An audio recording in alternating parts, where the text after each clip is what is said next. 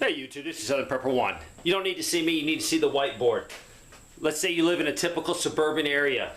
You have a main street down here and you have a dead-end road, a little side street off of it. Just your typical suburbs in the South.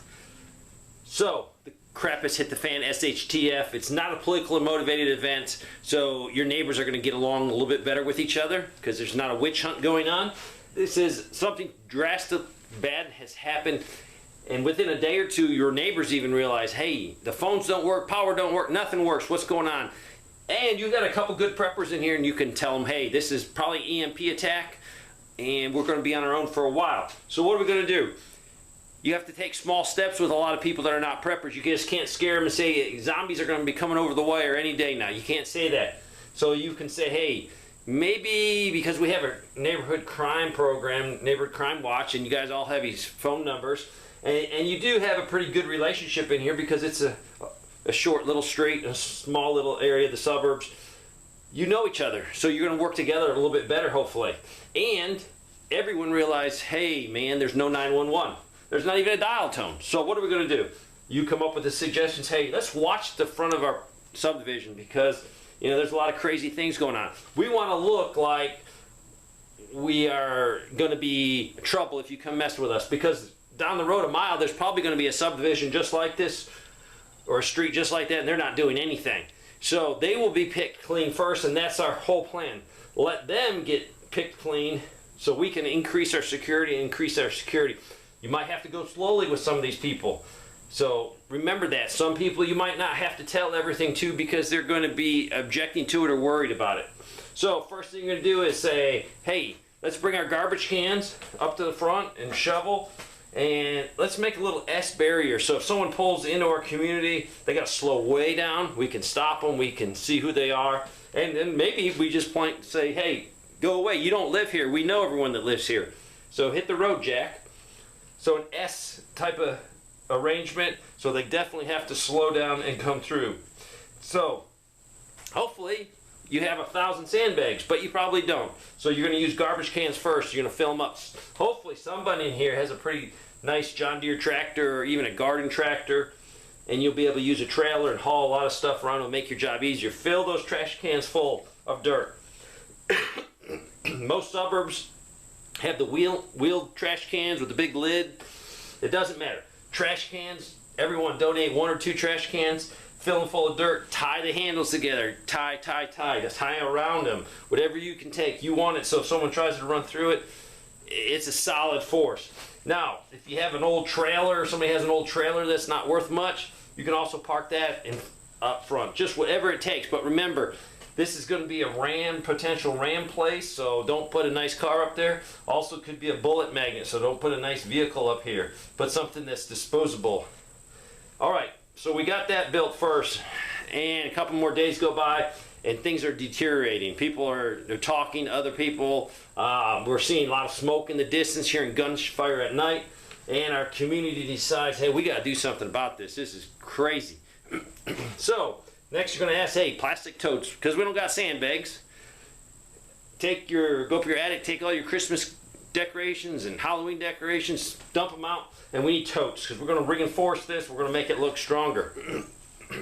So we did that. Next, I said, hey man, we need fencing because the other night someone tried to sneak through here and steal this guy's generator. What are we going to do?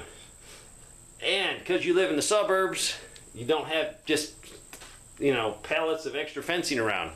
That's the disadvantage of these guys. In the country, a lot of people have fencing already. They have maybe partial rolls, or in my case, anytime I can get a shot at free fencing, I take it and I stack it over on the dark side. Not for my property, but it's also for neighboring property to secure my neighborhood. All right, so you got all this as chain link fence. What you see in the brownish is chain link fence, and that's typical. I've lived in suburbs, especially in the military. My parents were in suburbs, so typically there's a lot of chain link fence and they're separated in between the lots. So hopefully it comes to a point where these people say, man, we got to up the security, and they're willing to give a little bit. You might not need this chain link fence here. It might be whatever type of fence. You got to take it down because you didn't prepare accordingly, so you don't have any stockpile of fencing to secure the perimeter. So you're going to start taking down fencing, whatever you can take that doesn't hurt keeping your perimeter. Yeah, people are going to get mad and say, nah. Hopefully, though, they can see what's happening in the world and say, you know what, we got to get our neighborhood secure. So guess what? We just gained a bunch of chain link fence. Take more down. This really doesn't do anything for you tactically. For the community, yes, this fence up here might help individual people, but it would be better used somewhere else because you got all kinds of spots where people can creep in. So now we got a bunch of fencing. Usually chain link fence is not concreted in. If it is, it takes a little bit more time to dig around it. If not, you guys can get it up pretty quick. And then we got all this chain link fence. We got all the hardware for it. So let's get to work. You need to secure it. Probably the first thing is, hey, this front is opened up. We need to secure it. So I'm just doing that so you can see where new fencing comes in. You'll probably have some gates. You can either put gates here. If you don't have large enough gates and you're just passing gates, don't worry about it. But you can block that off with something. So guess what? We're starting to secure this better. You probably won't have enough to do it all, but do as much as you can and get it secure. So keep taking it down and trying to fit it into your defensive plan. So this is going to be a few things. If you don't prepare, and it's hard for a community or suburbs to prepare, if you don't prepare, you're going to have to make sacrifices. All these people made sacrifices, but it was for the good of the community.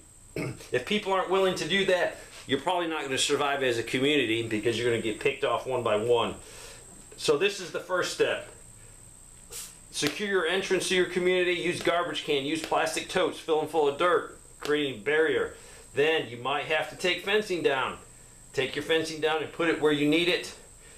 And we're not even talking yet about, hey, how are we going to secure it with positions at nighttime, during daytime? Do we have a few guys roving? But that's for another video. So think, could you do that in your subdivision? Worst case. Thanks for watching.